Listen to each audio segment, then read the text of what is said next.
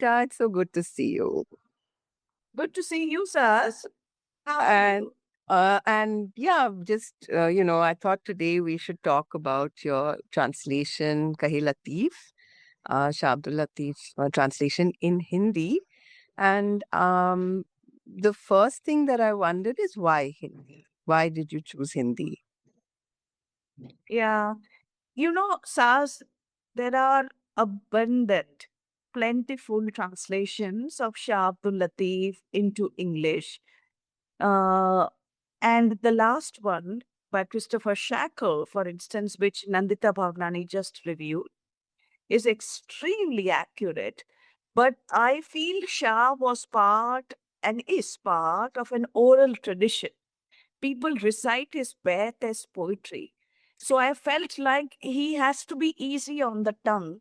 He has to be done in a way that people recite a Kabir Doha. I wanted Shah Abdul Latif Beth to be that much an integral part of an oral tradition. And I felt that English will not allow that because English does not manage the kind of alliterative quality that Shah has. There's a certain kind of lyricism and alliteration, a certain use of consonants which create certain sonic effect. So I felt Hindi came closer to Sindhi. This was one reason. And another is that at this, as a translator, I'm at a stage where I feel like I'm able to translate also much better and well, I don't want to say much better, but also equally well in Indian languages. So increasingly, I have also begun to do a lot more in the reverse direction because I feel like this whole hand wringing that I witnessed my entire life where people would say, oh, the loss of translation, it's never the same, and so forth, usually applied to English. If you choose only English as your target language, Yeah. then you will agonize over it much Right. more. The interaction between the bhashas, I think, does incur much less loss than it does with the English language. So I felt like poetry has to remain poetry. It won't do to just do it as like some kind of a very faithful, accurate prose. It needs to be transcreated, made lyrical. It has to be read or listened to or heard or sung as poetry. That's lovely. And I was wondering when you mentioned the alliteration and, the sonic effect, it must have been very difficult. That must have been one of the biggest challenges you faced. And I was wondering whether you have something, if not too much trouble, if you could recite it. Yeah, sure. Let me see if I can find something here. Okay, I'm just going to this. I mean, what I'm going to read to you, maybe it doesn't exemplify so much the alliteration, but it will still exemplify, hopefully, the nature of poetry, right? So, for instance, Shah Sahib says that, and he's quoting from the Quran, and he says, the Lord is closer to us than our jugular vein. That Lord is that Mhm. close to us. And it is a bit like staying in proximity with the Lord and yet not knowing it, right? So that is what he's. So in Sud Sasui, for instance, he says, Paniya mathe chopda, morak unyamaran, sah odo supri, loche tana lahin, damana sunyanan, dahunkan, muthanjiya. And it translates in Hindi as झोपड़ियां उनके पानी के पास फिर भी प्यास के मारे ये मूर्ख सांसों से भी नजदीक है साजन पर दिखे ना उनको जो जाने ना अपनी सांस करे वो फिर गिले शिकवे बेवतनी और दरबदर. So you will notice that things like the per sound which is there in the Sindhi, पानिया मथे झोपड़ा, so it's झोपड़ियां उनकी पानी के पास. There's again a per sound that is being repeated. फिर भी प्यास के मारे ये मूर्ख. Once again, there is a per sound there. सांसों से भी नजदीक है साजन.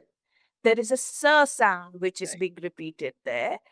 पर दिखे ना उनको जो जाने ना अपनी सांस, right? So once again, there is a repetition of a sound.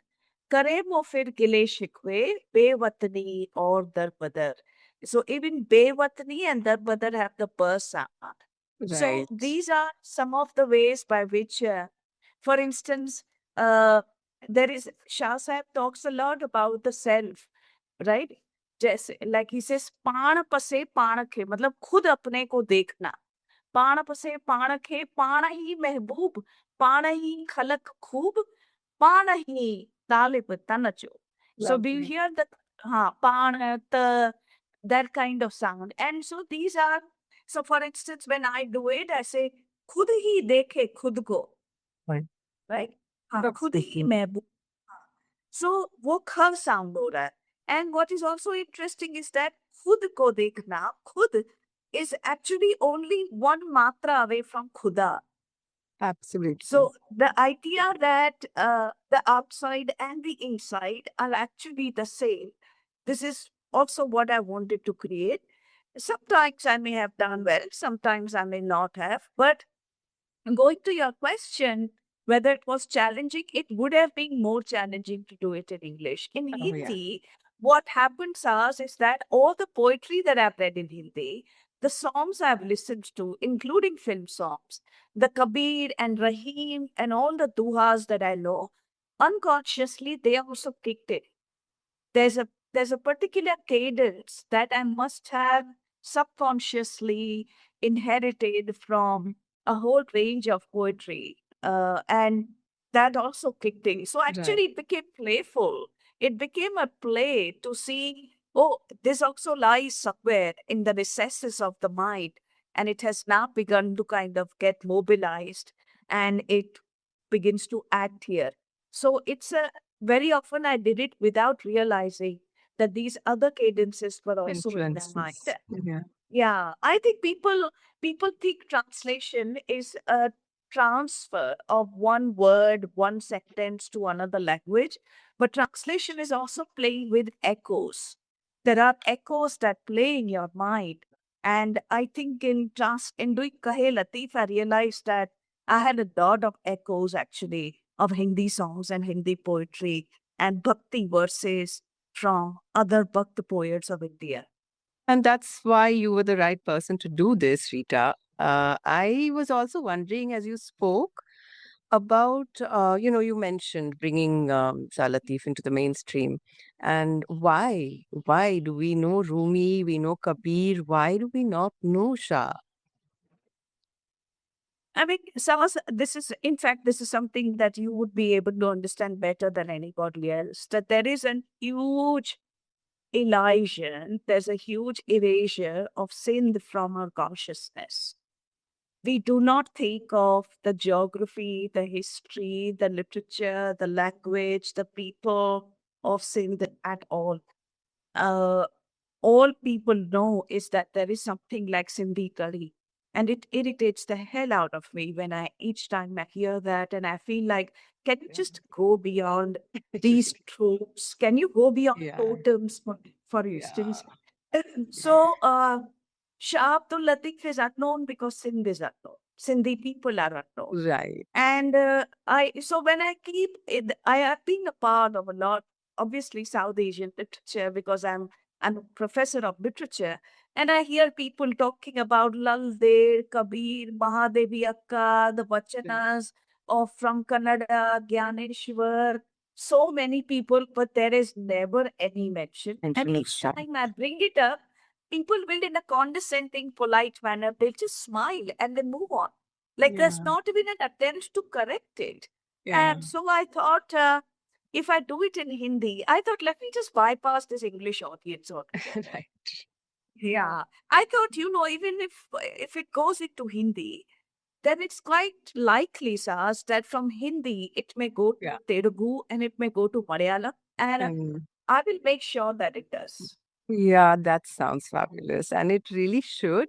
But we also have this, which we were just talking about, how even Sindhi people, they will say, oh, Shah is the Shakespeare of Sindhi, which is something which, of course, we feel is really not justified because, we're just reflecting that old in the British times when Shakespeare was everything. And how can we compare Shah, who is so very different in every way? And of course, Yeah. there are, I just want you to tell us, if there was a Yeah. similarity at all and what the differences are. Well, at one level, people say this of a lot of people. In the sense, I grew up hearing Kalidas is the Shakespeare of India. And this is despite the fact that Kalidas predates Shakespeare so much, right? Right. So, one level, it is a regurgitation of the same phenomenon.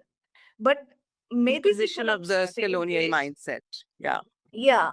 But maybe people also say this because unconsciously and maybe justifiably, people think what Shakespeare did to the English language is what Shah would have done to the Sindhi language, Yeah. which is that he just opened up an entire new vocabulary. Yeah. There is so much vocabulary of Shah which is embedded in Right. ordinary language in Sindhi. And in fact, it is so embedded that even those of us who think we don't know Shah Abdul Latif, and we didn't, right, Saz? It's No. not like we have grown up in We homes don't. where And yeah. And yet I can see now that it's very much embedded in it. So, for instance, the other day I went back to Popti Hiranandani's autobiography and I've translated a small excerpt from it, as you would know, in Unbordered Memories. And now that excerpt is being used in a book of memoirs by women. And so I was rereading the excerpt, my own translation, after some 15, 20 years.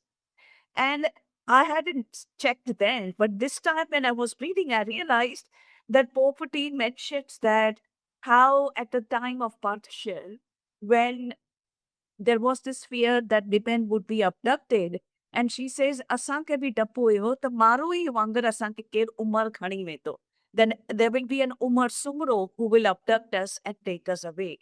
And I hadn't actually at that time made that connection. connection. Now, when I see it, I realize that basically this is also goes back to Shah Abdul Latif, that are the metaphors of abduction are coming from the story of Umar Marvi in the Risalo. And when my father used to say towards the end of his life, he would say to my mother that, Kamla, my clothes are torn. How many times am I going to stitch it up? Which was his way of saying that it is time for me to go, Oh. that now my clothes are in tatters. And he would say, Kamla, leader thi pehne ja kapda. Like my clothes are all in tatters. How many times, how many things can I attend to? Yeah. Because there would be blood pressure, that he also had cancer. And so he wasn't defeated. What he was saying is that the body is a clothing. And it is time that I stop, like, you know.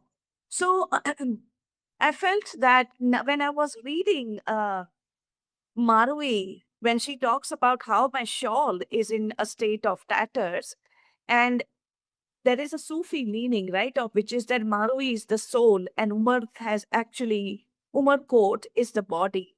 And then I was thinking that, Papa's imagery without knowing was also probably coming from Shah Abdul Latif. Right. So, Saz, I'm very interested also not only in a recovery of Shah Abdul Latif for the non-Sindhis, I'm also interested in the recovery of Shah Abdul Latif from the deep recesses of our own unconscious, to say that, look, there's there is already a certain inherited embedded imagery unbeknownst to us, and let's take a look at it. Yeah. That is really lovely. It's so important. In fact, I've always felt that there are so many themes. You mentioned suffering, separation, but other themes which are so relevant to the partition experience of Sindhis and the rehabilitation experience of Sindhis. So, could you talk a little about that? And if you have, if you can recite some of your translated work verses which relate to this, that would be great. If not, that's fine. We'll, look for other examples. Right. I mean, one of the early, for me, Saz, one of the very early encounters with an imagery of partition, which also collapses with Shah Abdul Latif, is to hear the word Malir. Malir is the place that Marui comes from. Right. And when she says Malira te Niyatapavan, like it's raining in Malir today, take me back to my watan, take me back to my people.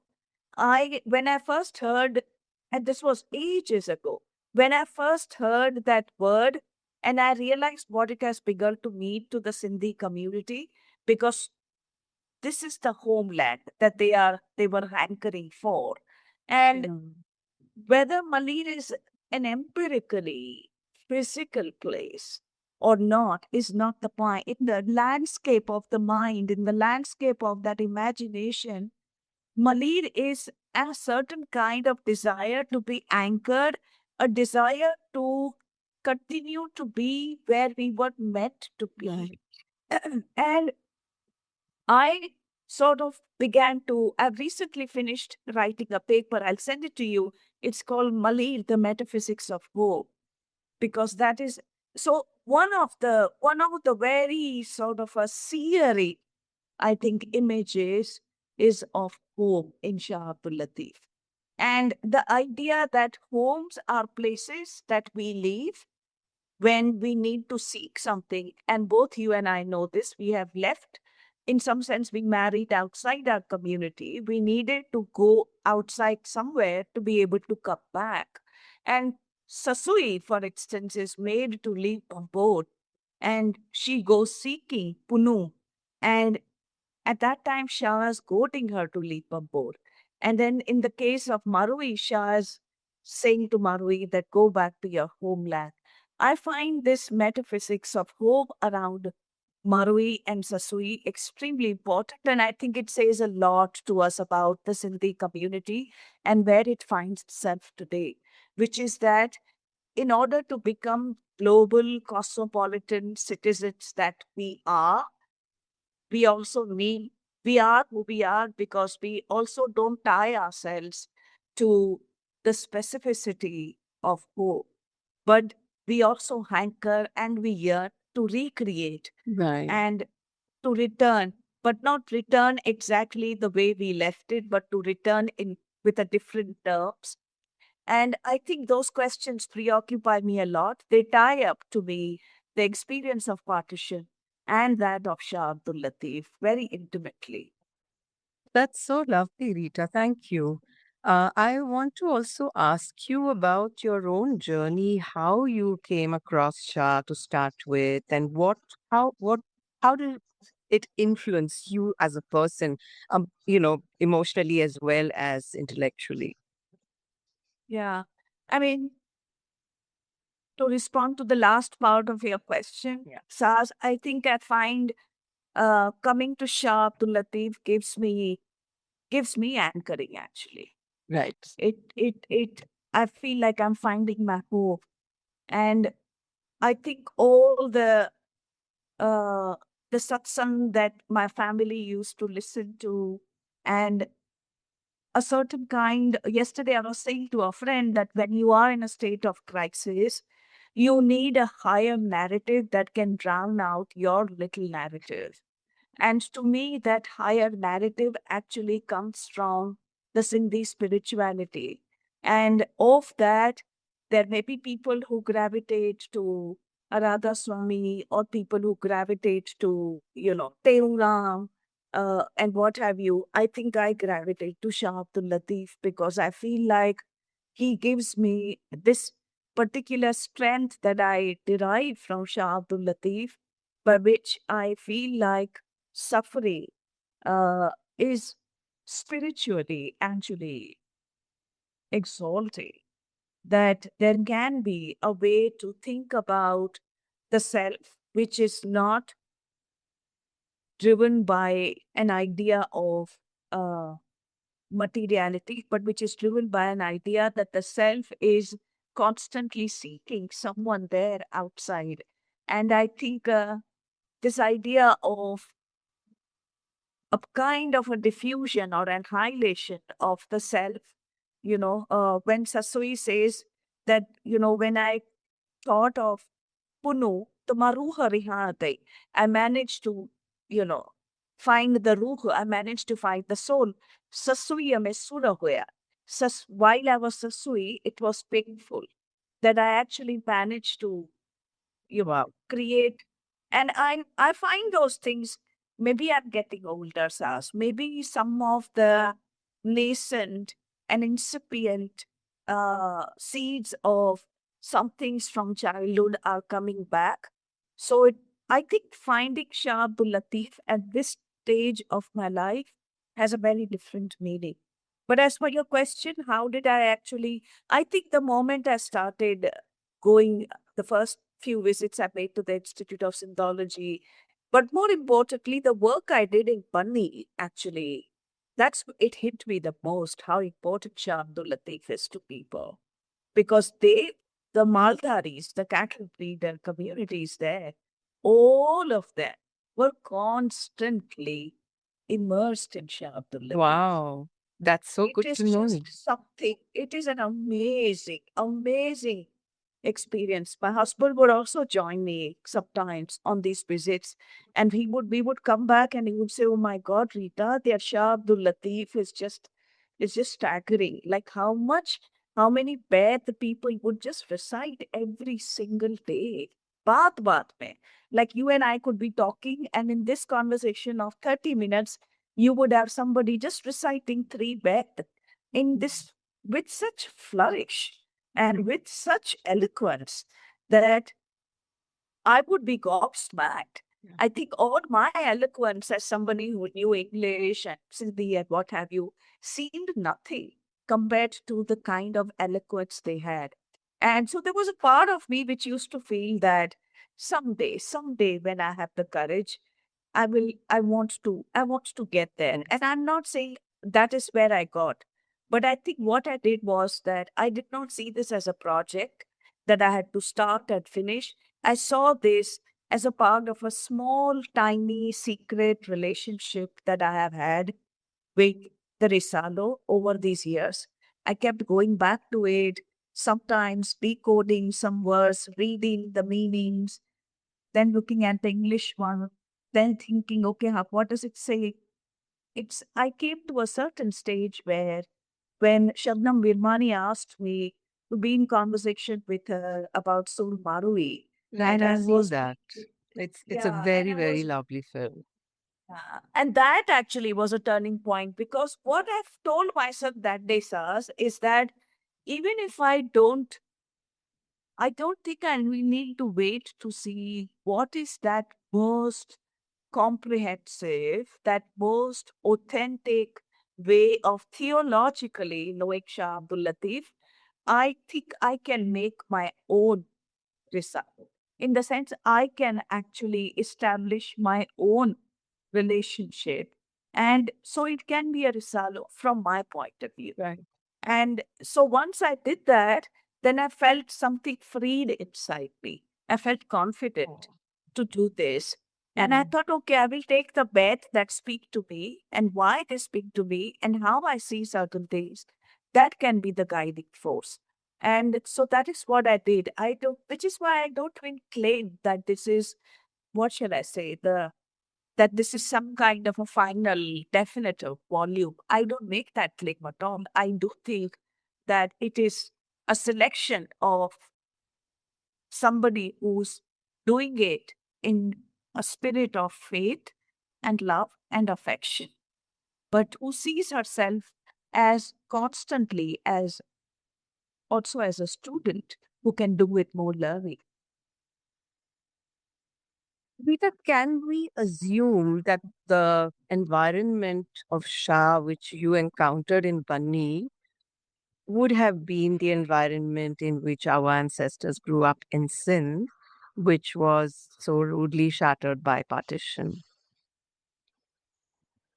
Are you saying would it have been in Sindh today or I back know then? back then, our ancestors, were they also quoting Shah to each other, in every conversation? I would Yeah, love I have to. one. In Yeah, fact, I do believe that because, from people who've told me about themselves who lived in Sindh, This is the sense that I had. So when you spoke about Bunny, I thought, let me ask you, what about you? Do you also believe, the way I do, that Shah was spoken on the streets? I mean, people when they spoke to each Totally. other.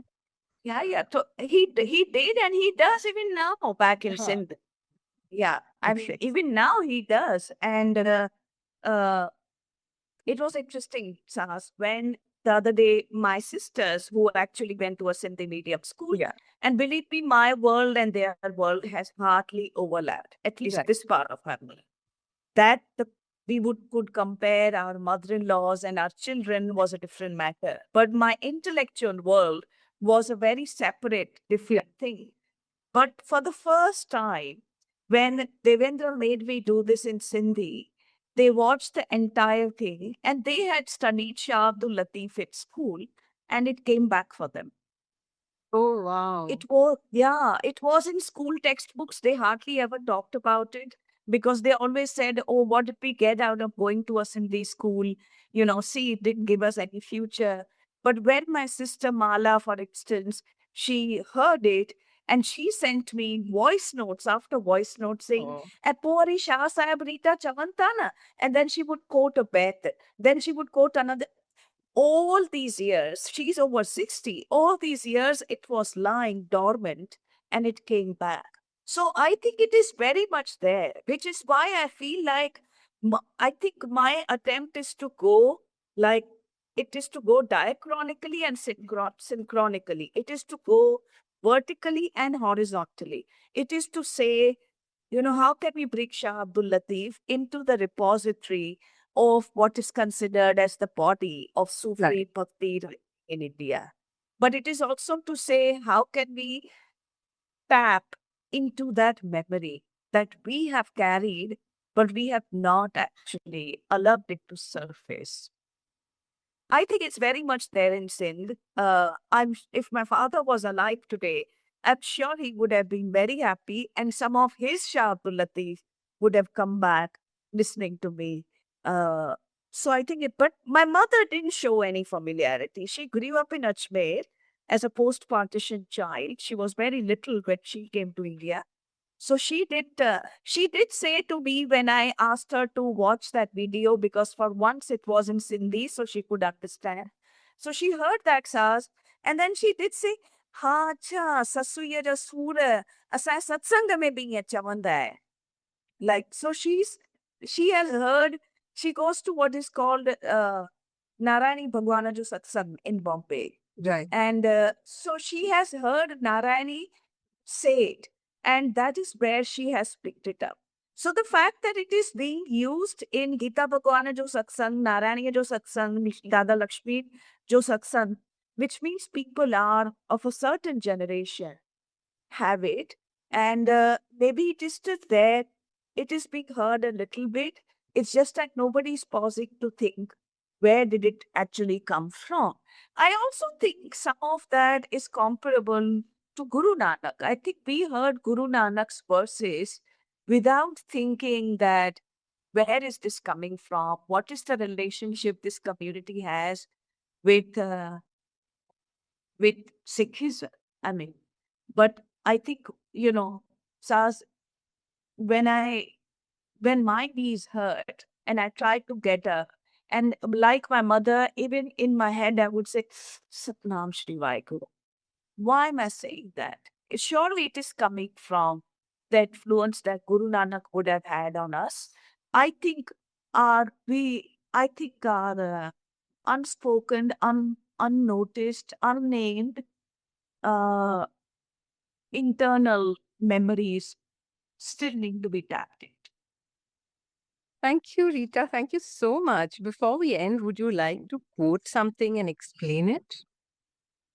Okay, yeah, I could do that. Let me see what I've got here.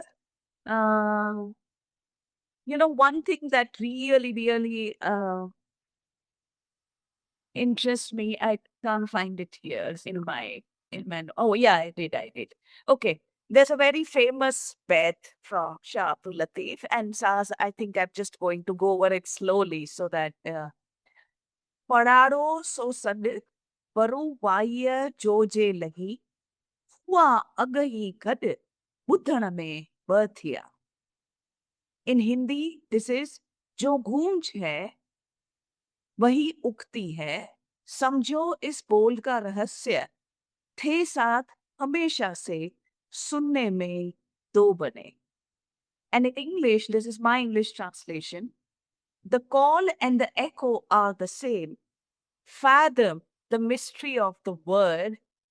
They were always one and the same. In listening, they become two. Wow. And it's already evident, but I just want to think of here what Shah Abdul Latif is saying. We can situate this in Advait philosophy, saying that there is no duality. Then the call and the echo are the same, which is also to say, in some sense, that the self and the non self are the same. Right. Uh, we can also situate this in the Sufi philosophy of what is called oneness, as in Wahadat. So Wahadat is this oneness. And basically, so what Shah Abdul Latif is saying that there is no difference between the self and the non-self. It feels like they are two.